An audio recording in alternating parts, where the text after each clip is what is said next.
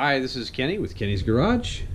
You saw the last video where we removed the 258 straight 6 4.2 liter Jeep engine from the CJ5, and we're starting the disassembly of the engine right now so we can inspect the components and find out what we have to do at the machine shop, if anything. So I'm going to go ahead and take off the air injection system. One of the emissions components is a smog pump. It's basically just an air pump that takes atmosphere, fresh air, pushes it into the exhaust manifolds. That fresh air will actually continue the burning process through the exhaust system and give you better results on your tailpipe tests.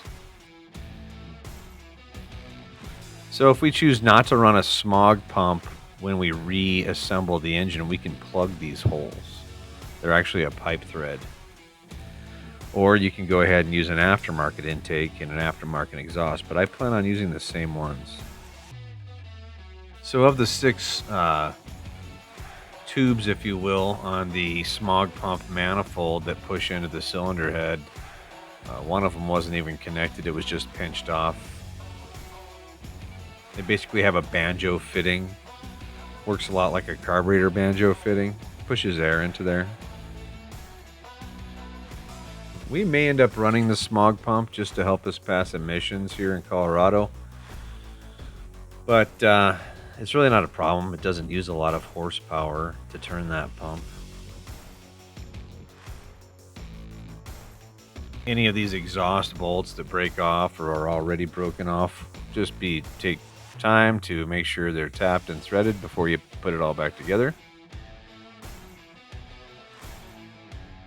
Be careful when you're separating the intake and exhaust manifolds. They do share a lot of common pieces, and leave a few bolts in the exhaust manifold when you remove the intake so they don't both just fall on the ground.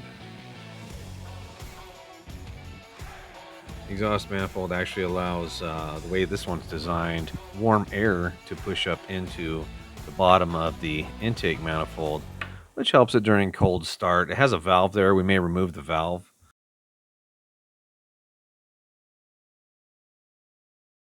Okay, so we're going to remove the valve cover. I want to take a look at the valve train. And this particular one was leaking pretty bad about a year ago. I went ahead and straightened it out and reinstalled it to stop the leaks. Use a good silicone.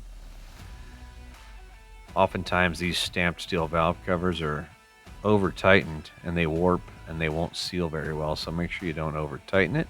Make sure you straighten it out, hammer it out straight before you reinstall it.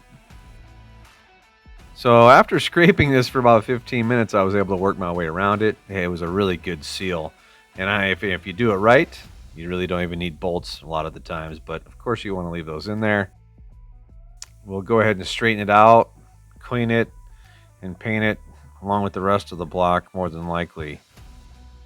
We'll be using the factory air cleaner here, so I want to use the factory valve cover because it has a mount on it, a stamped steel piece that's riveted onto the top, which helps support the air cleaner housing.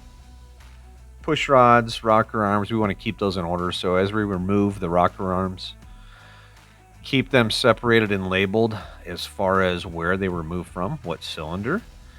Keep your push rods separated and labeled the same way, intake or exhaust for each cylinder.